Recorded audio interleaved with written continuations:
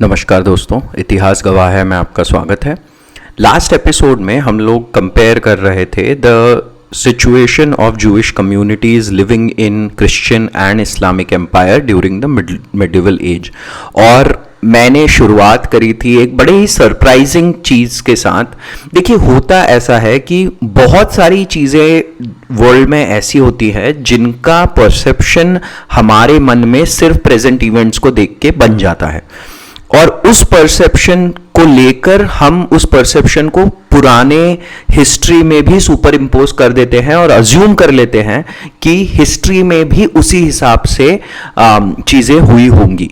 And इस कारण से ये एक बहुत कॉमन परसेप्शन बन सकता है आपके मन में भी कि हो सकता है given that a lot of fundamentalist elements now belong to Islam and Islamic regions of the world, तो हमारा एसोसिएशन ऐसा हो गया है कि फंडामेंटलिज्म का एसोसिएशन हमारा इस्लाम के साथ हो गया है। बट हमें ये समझना बहुत जरूरी है कि ये करंट परसेप्शन है, और current perception tells you almost nothing about how probably it was in the historic period। और इसीलिए ये एक सरप्राइजिंग फैक्ट जो हमको पता चलता है कि that Jewish communities living in Christian empire faced much more level of persecution than the ones living in the Islamic empire। और इसके हमने दो रीजंस पिछले एपिसोड में समझे, which was the religious and legal basis जिसके कारण से ऐसा हो रहा था। हमने समझा कि किस तरीके से जो क्रिश्चियनिटी होती है वो fundamentally was competing with Judaism in that region at a scripture level, at a level in which they happen to come from the same lineage of Isaac। और दूसरा ये कि propheticidal is one of the key issues। मतलब Jewish communities tried to execute Jesus, they crucified, they played a massive role in Jesus's crucifixion। और ये जो दो बातें हैं, इस कारण से बहुत ज़्यादा जो attitudes of Christianity in early medieval and late medieval period, ये बहुत ज़्यादा एडवर्स रहे।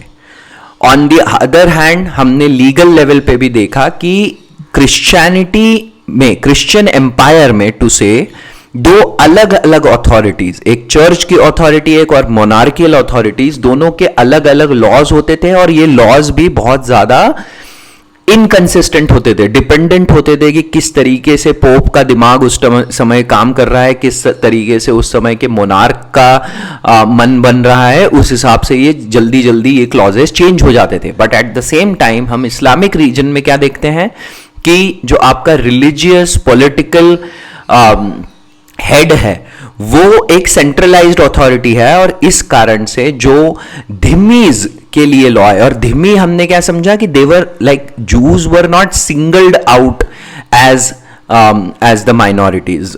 उसमें आपको जोरोस्ट्रियंस भी मिलेंगे, क्रिश्चियंस भी मिलेंगे, एंड जूइश कम्युनिटीज भी मिलेंगी which were coming under the umbrella of धिम्मी। सो सारे धिम्मियों के लिए एक ही प्रकार के लीगल सिस्टम्स थे, और इस कारण से क्या होता था, बहुत लेवल ऑफ एक कंसिस्टेंसी थी, एक लेवल ऑफ प्रेडिक्टेबिलिटी थी on what the punishments are to break some of the laws created in the Islamic empire. बात ये बिल्कुल सही है कि विद इन इस्लामिक एम्पायर भी the treatment was lower than what would be that of Muslims, ये बिल्कुल clear बात है। पर जो मैं कह रहा हूं कि ये बिल्कुल लेड आउट था कि किस तरीके से होना चाहिए और क्या क्या होगा, तो इस कारण से भी हमको ये डिफरेंस देखने को मिलता है। अब आज के एपिसोड में हम इसके इकोनॉमिक और सोशल एंगल्स भी देखेंगे, बट उसके पहले मैं आपको एक और चीज कहना चाहता हूं कि जो परसिक्यूशन वर्ड है उसका मीनिंग हमारे लिए जो हो सकता है वो हो सकता है कि मेडिवल टाइम में वैसा मीनिंग नहीं था। कहने का मतलब ये कि देखिए, monotheistic religion by design are exclusive and toleration is seen as a part of wickedness towards the deity। मतलब अगर तुम किसी और रिलीजन को टॉलरेट कर रहे हो, इसका मतलब क्या है कि तुम अपनी डीटी के तरफ फेथफुल नहीं हो. मतलब if I am a Christian and I am tolerating some other faith, then I am not faithful towards Christ and his teaching. तो इस कारण से भी जो वो परसिक्यूशन वाला एलिमेंट आ जाता है, और इसलिए जो परसिक्यूशन होता था उस जमाने में, उसको परसिक्यूशन की तरह सोचा नहीं जाता था, क्योंकि वो तो आप अपने रिलीजन को फॉलो करने के चक्कर में कर रहे थे, है ना. एंड दूसरी बात यह है कि the morality of today's age, मतलब आज अगर हम किसी चीज को बुरा या अच्छा मानते हैं तो जरूरी नहीं है कि पुराने जमाने में भी उसी को वैसे ही मानते हो. और इसका मतलब क्या हुआ कि अगर पुराने जमाने में कुछ चीज हो रही है, उसको आज के मॉरल स्टैंडर्ड से जज करना एक गड़बड़ बात है. हम रिट्रोस्पेक्टिवली जज नहीं कर सकते. कहने का मतलब क्या था कि the morality of middle ages were such that कि ये जो बातें हम कर रहे हैं इनको परसिक्यूशन सोचता भी नहीं था कोई, है ना. फिर भी अगर हम बात करें murder, assault, torture and expulsion kind of acts की, तो हमें ये ज्यादा से ज्यादा हमें देखने को मिलता है in the Christian empire than the Islamic empire. और अब हम जाते हैं इसके इकोनॉमिक और सोशल रीजंस की तरफ, एक कंपैरिजन करने के लिए, राइट. तो अब देखिए इकोनॉमिक रीजन में हम जब जैसे ही जाएंगे तो सबसे पहले हमें समझना चाहिए कि अर्ली क्रिश्चियनिटी जो थी, इट एस्टीम्ड पॉवर्टी, है ना. जीसस ने क्या कहा, it is easier for a camel to pass through the eye of a needle than for a rich man to enter the kingdom of heaven. तो ये जो पॉवर्टी वाला एस्पेक्ट था ये बहुत एस्टीम्ड था, और इस कारण से क्या होता था, आपको मर्चेंट्स और ट्रेडर्स के लिए एक अलग लेवल का मिसगिविंग था. मतलब आप मर्चेंट्स और ट्रेडर्स को एक रिलीजियस लेवल पे ही गड़बड़ एस्पेक्ट समझते थे. मर्केंटलिज्म के लिए आपकी एक लेवल ऑफ रिलीजियस एनिमोसिटी थी. दूसरा क्या हुआ, जब बारबेरियन अटैक्स हुए, मैंने जैसे आपको एक एपिसोड में बताया था कि रोम पे ट्राइबल्स ने अटैक किया फ्रॉम द स्टेपीज. तो जब ये हुआ तो बारबेरिक अटैक के टाइम जो टाउन्स थे और जो लॉन्ग डिस्टेंस ट्रेड थे वो ऑलमोस्ट डेसिमेट हो गए थे. ये हमने बात करी थी कि यूरोप अब थोड़ा सा अंधकार में चला जाता है after the fall of Rome, है ना. और वो अंधकार में जाने का एक एस्पेक्ट क्या था कि लॉन्ग डिस्टेंस ट्रेड खत्म हो जाता है. तीसरा क्या हुआ, church owned huge tracts of land. Church के पास बहुत बड़ी लैंड ओनरशिप थी और इसलिए glorification of labour, rural farming, local economy, ये चर्च के फेवर में भी था. तो जो पॉवर्टी को एस्टीम करते थे, मर्चेंट्स को डिसलाइक करते थे और फ्रूट्स ऑफ लेबर को ग्लोरीफाई करते थे, ये एकदम रिलीजियस अलाइनमेंट था इसके साथ, है ना. तो इस कारण से भी जो जूइश ट्रेडर्स होते थे, जो कि लॉन्ग डिस्टेंस ट्रेडर्स थे, जो आपके मिडिल ईस्ट वाले रीजन से, बेबीलोनिया से, अराउंड टिग्रीस एंड यूफ्रेट्स वाले जो रीजन से, वहां से जो मर्चेंट्स आते थे इन द क्रिश्चियन मेडिटेरेनियन, उनके लिए आप देखिए अपने आप ही एक एलियन अप्रोच था. क्यों? क्योंकि रिलीजन अलग है, वोकेशन अलग है, और ऐसी वोकेशन है जो आपके रिलीजन में इतनी अच्छी नहीं समझी जाती, और ओरिजिन्स भी अलग है. तो इस कारण से भी एक अलग स्ट्रेंजर टाइप का बिहेवियर था, एक स्ट्रेंजर की तरह देखा जाता था इन मर्चेंट्स को क्रिश्चियन सोसाइटी में उस समय. एंड देन वी नो कि मोनार्क्स इनको एक स्पेशल टाइप का फेवर करते थे. क्यों? क्योंकि मोनार्क्स को अगेन इकोनॉमिक रीजन क्या था कि मोनार्क्स को लग्जरी आइटम्स चाहिए होते थे, स्पाइसेस चाहिए होते थे, जो कि नॉर्मल क्लास ऑफ पीपल को अवेलेबल नहीं हो सकते थे. तो इसलिए मोनार्क इनको कभी कभी फेवर करते थे. अब क्या हुआ, धीरे धीरे तो ये अर्ली मिडिल एजेस में तो ये कार्यक्रम चल रहा था कि ये एक स्ट्रेंजर की तरह ट्रीट हो रहे थे. अर्ली मिडिल एजेस मतलब 8 to 10 सेंचुरी तक ये सब चल रहा था. फिर हमने समझा कि वहां पर जब क्रूसेड्स शुरू हुए, कब, 11th से 13th सेंचुरी तक, है ना, 1095 टू ऑलमोस्ट 1295 एडी तक क्रूसेड्स हुए. और क्रूसेड्स के चलते एक जो इकोनॉमिक चेंज आता है वो ये आता है कि अब यूरोप में भी धीरे धीरे एक क्रिश्चियन कमर्शियल क्लास का राइज होगा. क्रिश्चियन कमर्शियल क्लास, जो इटली में रहने वाले जो सिटी स्टेट्स डेवलप हो जाते हैं आफ्टर क्रूसेड्स, ये बहुत प्रॉस्परस हो जाते हैं, तो यहां पर एक क्रिश्चियन कमर्शियल क्लास का राइज होगा, और वहां पे अब क्रिश्चियन कमर्शियल राइज किस चीज का फायदा उठाएगी? ये फायदा उठाएगी एनिमोसिटी टुवर्ड्स जूस का, ठीक है। तो एनिमोसिटी के कारण क्या होगा? The Jewish people will be squeezed out of commercial markets because अब एक क्रिश्चियन कमर्शियल क्लास राइज हो गया है, एंड बचेगा क्या इनके लिए? Money lending. और इसलिए आप देखिए कि जो middle and late medieval ages में एक बहुत ही फेमस स्टीरियोटाइप है which is Jews as money lenders. ये स्टीरियोटाइप है, ये एक्चुअली नहीं था। अभी हम देखेंगे कि एक्चुअली ऐसा नहीं था कि जूज सिर्फ मनी लेंडिंग में थे। ये स्टीरियोटाइप बना, क्यों बना? क्योंकि Jewish merchants were squeezed out because of the rise of Christian commercial class in 11th to 11th century onwards. और अब हम देखेंगे कि धीरे धीरे दूसरा क्या था? Church would not tolerate money lending, usually जो कहते हैं, ठीक है, तो उसका लीस्ट टॉलरेंस था। इस कारण से भी then Jews will be vilified in the Christian empire. तो ये बहुत ही एक स्टीरियोटाइप, जो शाइलॉक है मर्चेंट ऑफ वेनिस बाय तुम्हारा जो शेक्सपियर है, उनकी में जो शाइलॉक का जो कैरेक्टर है वो इस स्टीरियोटाइप को बताता है कि इस तरीके से उस जमाने में समाज की सोच हुआ करती थी। तो ये तो हुआ क्रिश्चियन एम्पायर में। इस्लामिक में क्या था? अब देखिए, इस्लामिक एम्पायर की एक बात समझेंगे हम कि कुरैश ट्राइब खुद ही एक मर्केंटाइल ट्राइब थी। मैंने आपको बताया था कि they would provide saddles and boots to Roman empire, they would provide materials to both Roman and Persian empire, travel to the regions of Syria, Jordan, Lebanon वाले जो आज रीजन से, यहां से ट्रेड होता था इन ट्राइब्स का। तो इसलिए जो इस्लाम एज अ रिलीजन था, it had a very favourable attitude towards merchants and trading, और बहुत ही कम आइडियोलॉजिकल रेजिस्टेंस था टू स्ट्राइव फॉर प्रॉफिट्स। गलत तरीके से प्रॉफिट नहीं अर्न करना है ये कहा गया है, बट प्रॉफिट्स अर्न करना है थ्रू मर्केंटलिज्म, ये बहुत ही एक्सेप्टेड चीज थी with in Islam, and therefore early Islam and later Islamic empire had a very different attitude towards Jewish merchants and the trade, है ना। दूसरा एक और क्या था? इस कारण से एक हायर डिग्री ऑफ इंटीग्रेशन आ गया था, higher degree of integration with the empire. मतलब क्या कि एक कंसोर्शियम ऑफ मर्चेंट था at the start of 10th century of Jewish merchants at the start of 10th century which attached itself to Abbasid Caliphate in Baghdad, और ये Abbasid caliphate के लिए बहुत सारे फाइनेंशियल काम भी करते थे।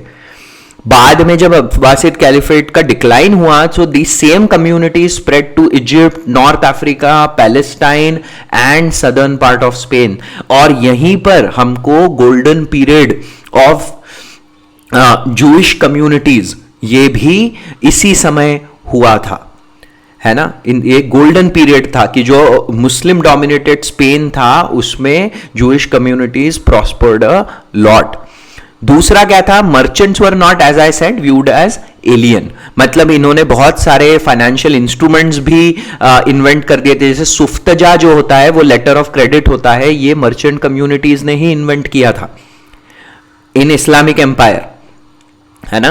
और फिर लीगल प्रोसेसेस जब होती थी तो ऐसा कहा जाता है कि अगर जूइश कोर्ट में लीगल प्रोसेस हो रही है तो same documents could be referred to in Islamic court as well as evidence. तो ये भी हमको बताता है कि काफी एक्सेप्टेंस था।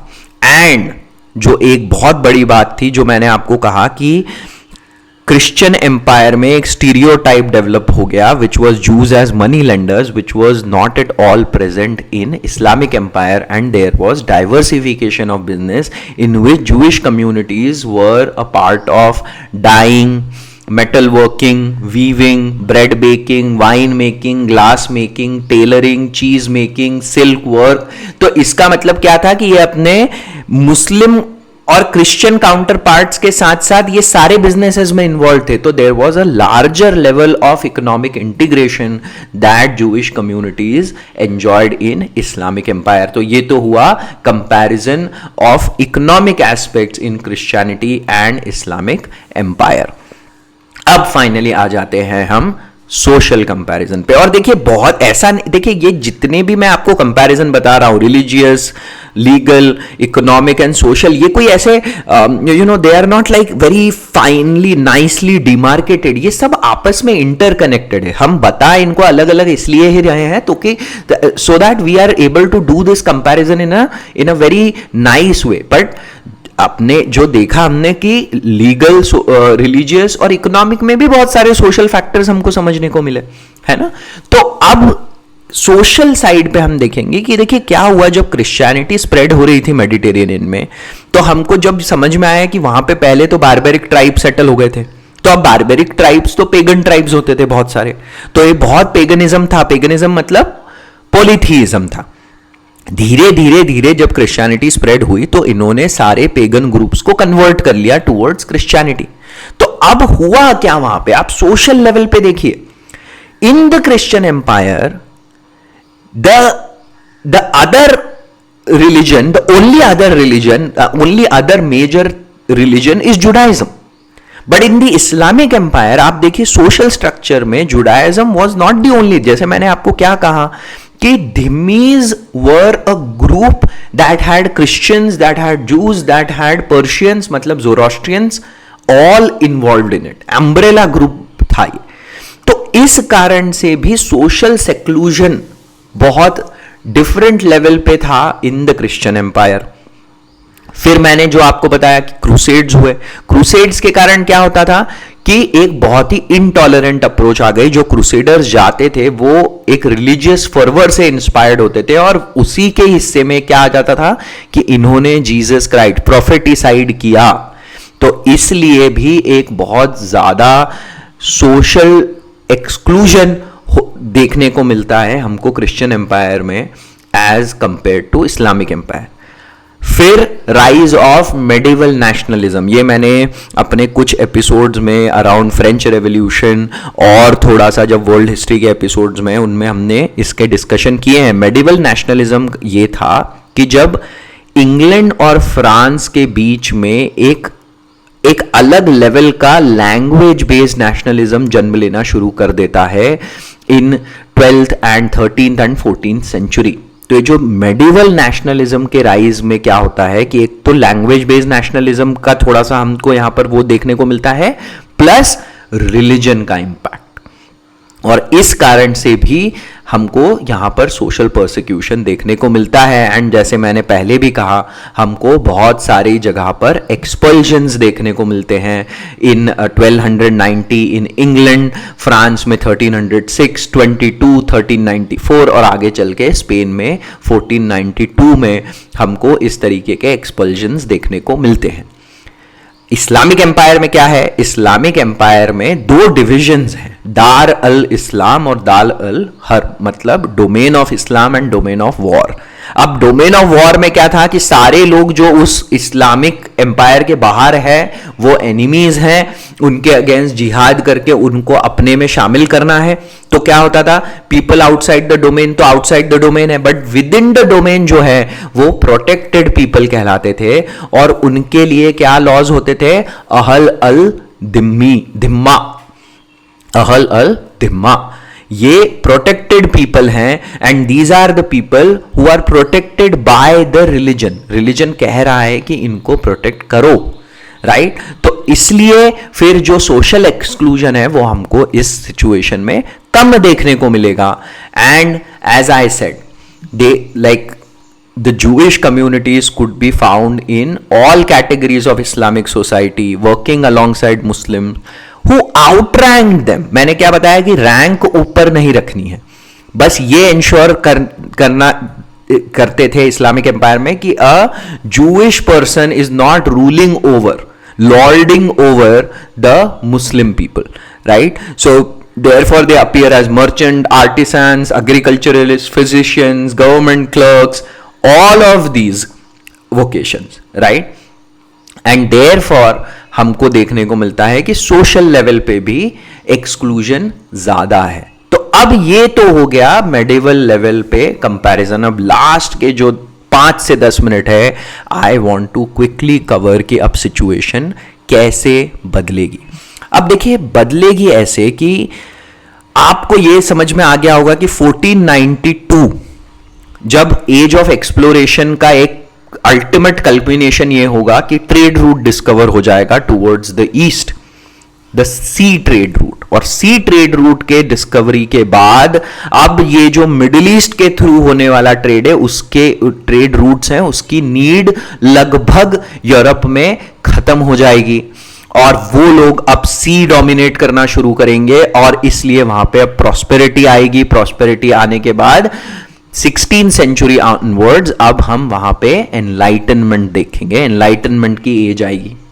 ठीक है, दूसरा क्या होगा, 1517 में मार्टिन लूथर किंग आएंगे जो प्रोटेस्टेंटिज्म को जन्म देंगे, जो चर्च पे सीधे धावा बोलेगी, चर्च की प्रैक्टिसेस पे है। ये लोग भी अभी भी क्रिश्चियंस, बट अब क्रिश्चियनिटी में डिवीजन आना शुरू हो जाएगा। चर्च की जो अथॉरिटी है उसको चैलेंज मिलेगा। इसलिए क्या होगा, जो आपका सेक्युलरिज्म वाला कॉन्सेप्ट है, मतलब मोनार्कियल रूल जो वाला कॉन्सेप्ट है कि मोनार्क की पावर अब चर्च के कंपैरिजन में धीरे धीरे धीरे करके स्ट्रांग होते जाएगी, वो अब होगा। और enlightenment ideal such as humanism, individualism, capitalism and free trade, middle class का rise, constitutional monarchy, fall of feudalism, ये सारे चेंजेस अब हमको आने वाले सेंचुरीज में देखने को मिलेंगे। और इनके बारे में अगर आपको और अच्छे से समझना है तो आप डेफिनेटली वर्ल्ड हिस्ट्री पे जो सीरीज चल रही है उसको सुनिए, उसमें आपको एकदम डेप्थ में जाके हमने इन सब चीजों का एनालिसिस कर रखा है। बट इसका इंपैक्ट क्या होगा, this will also start impacting the Jewish communities living in Europe at that time। भले ही साइलाइन में थे, भले ही घेटोज में रहते थे, बट देखिए आइडियाज जो होते हैं वो बहुत फास्ट स्प्रेड होते हैं और इन आइडियाज से जूइश कम्युनिटीज भी इंस्पायर्ड होंगी, इन्फ्लुएंस होगी।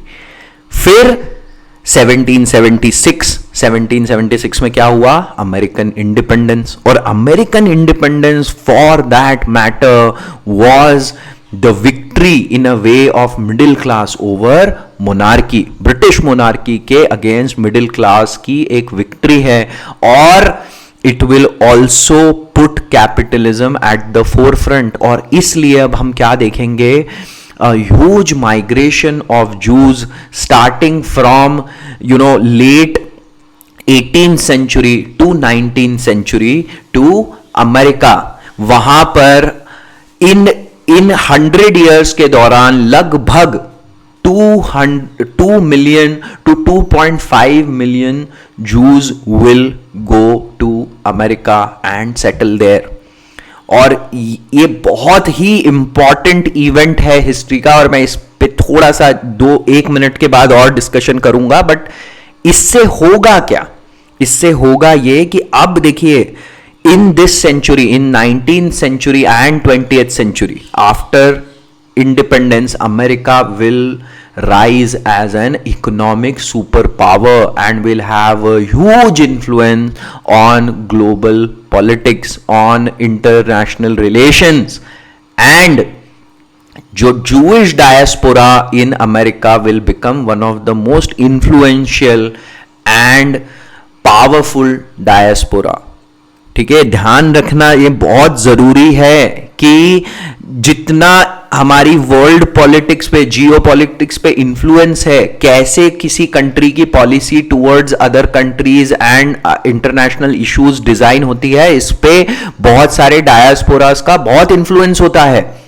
और अगर आपको जान के बहुत आश्चर्य मतलब शायद आपको ये ऑलरेडी पता होगा कि the Jewish communities have one of the most powerful diaspora, although they are very small in number. But अगर आप देखेंगे जैसे नोबेल प्राइज विनर्स हैं, नोबेल प्राइज विनर्स में 19% of the total chemistry Nobel prize winners are from Jewish communities, 41% of economic Nobel prize are Jewish, 13% of literature are Jewish, 8% of Nobel Peace Prize, 25% of Nobel physics में Nobel Prize and 26% in medicine, ये सारी Jewish communities को belong करते हैं. फिर आपको technology में देख लीजिए, टेक्नोलॉजी में Larry Ellison, Larry Page, Sergey Brin, Steve Ballmer, Michael Bloomberg, Michael Dell, Mark Zuckerberg, OpenAI के founder and CEO Sam Altman, banks देख लीजिए, गोल्डमैन सैक्स, लीमन, रॉथस्चाइल्ड, एक्टिंग में हॉलीवुड में बेन स्टिलर, बहुत है. मतलब मैं आपको बस एग्जांपल दे रहा हूं of the powerful diaspora that exerted influence on the global issues, got that favorable stance in the global issues, right? तो आप समझेंगे कि इजराइल पैलेस्टाइन में इस diaspora has a massive role to play. तो अमेरिकन इंडिपेंडेंस के बाद हमने देखा ये एक बहुत बड़ा चेंज आएगा. And then French Revolution and the rise of modern nationalism. Modern nationalism मतलब एक specific identity से related nationalism जन्म लेगा यूरोप में, और आप देखेंगे ये nationalism, इस प्रकार का nationalism और strong होता जाएगा और इस आगे चल के एकदम radical nationalism का form भी ले लेगा towards the end of 19th century with the unification of Germany, with the unification of Italy. France already एक इस तरीके की नेशनलिज्म फर्वर से पहले ही गुजर चुका होगा ड्यूरिंग फ्रेंच रेवोल्यूशन. तो एक ये जो नेशनलिज्म जन्म लेगा, इसके कारण से भी क्या इंस्पिरेशन मिलेगी? Inspiration to Zionism, where Jewish people started feeling that they need a separate state for just the people of Jewish communities. तो ये जायोनिज्म था, इसका इन्फ्लुएंस, यही ज्यूइश नेशनलिज्म जो है ये यहां से इंस्पायर्ड होगा. तो इस तरीके से ये मॉडर्न यूरोप में जो चेंजेस आएंगे उस कारण से ज्यूइश कम्युनिटीज पे भी इसका इंपैक्ट आएगा. और फिर हम देखते हैं Jewish Haskalah. Haskalah is Jewish enlightenment from 1770 to 1870, where rationalism live, same जो values थी जो enlightenment में हमको देखते हैं, वो हम अब very Jewish community centric होकर देखेंगे तो उसको हस्कला कहेंगे. And it originated, this Jewish enlightenment happened in Central and Eastern Europe, while in against like all the persecution this community has seen over the last few centuries, उसके against में होगा ना ये, क्योंकि यहीं पर परसिक्यूशन सबसे ज्यादा. तो आप देख रहे हैं कि एक तो माइग्रेशन टू अमेरिका हो रहा है, प्लस ये इस तरीके के thoughts and enlightenment is taking place. फिर 1897 में फर्स्ट जायोनिस्ट कांग्रेस ऑर्गेनाइज होगी, एंड इसके पूरा मतलब जायोनिज्म एज एन आइडिया का एक जो बहुत बड़ा क्रेडिट दिया जाता है वो दिया जाता है थियोडोर हर्ल्स को. और ये कहे जाते हैं द जनक, जैसे जनक मतलब फादर ऑफ मॉडर्न जायोनिज्म. और यहां से ही फिर that demand of a separate state will take a very strong push, and these communities, these diaspora spread across, which has now become also very powerful, economically powerful. ध्यान देना बहुत जरूरी है हमको कि जो इकोनॉमिक चेंज आया, कैपिटलिज्म का जो चेंज आया, उससे मिडिल क्लास बहुत पावरफुल हुआ, उससे ही फिर ये जो ज्यूइश कम्युनिटी स्प्रेड अक्रॉस थी ये बहुत पावरफुल हुई because of that rise in capitalism, mercantilism, industrialisation. इसमें एक ये बहुत बड़ा इम्पेटस आएगा. और जब यह इकोनॉमिकली पावरफुल होंगी, so now they will start having a very strong voice in the decision making of the governments in these countries. और इसलिए the push for a separate Jewish state will become a very very very strong push.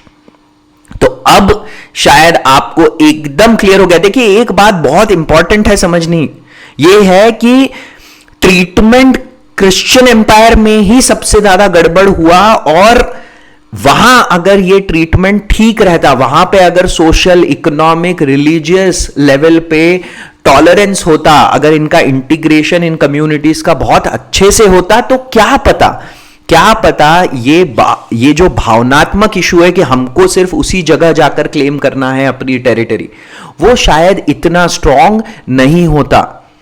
तो आज issue हमको जिस तरीके से दिखता है उसका फॉर्म पहले बहुत अलग था, और ये समझना हमको बहुत जरूरी है। इसीलिए ही मैंने इतना टाइम स्पेंड करा इन comparing the situation in the medieval times.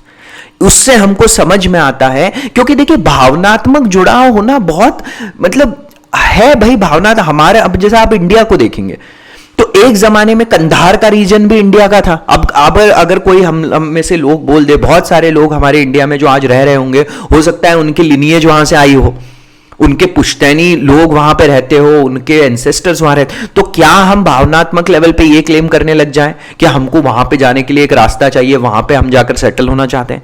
ये बहुत डिफिकल्ट है, और ऐसा अगर हर कोई करने लग जाए तो वर्ल्ड में तो मतलब हाहाकार मच जाएगा, है ना। तो ये जो भावनात्मक जुड़ाव है ये समझ में आता है, बट इसका आप एक बहुत बड़ा रीजन देखेंगे, इसके जो रूट्स हैं वो इसमें है कि जो ट्रीटमेंट था इन the medieval times, in the Christian empire, it was not to the level of tolerance.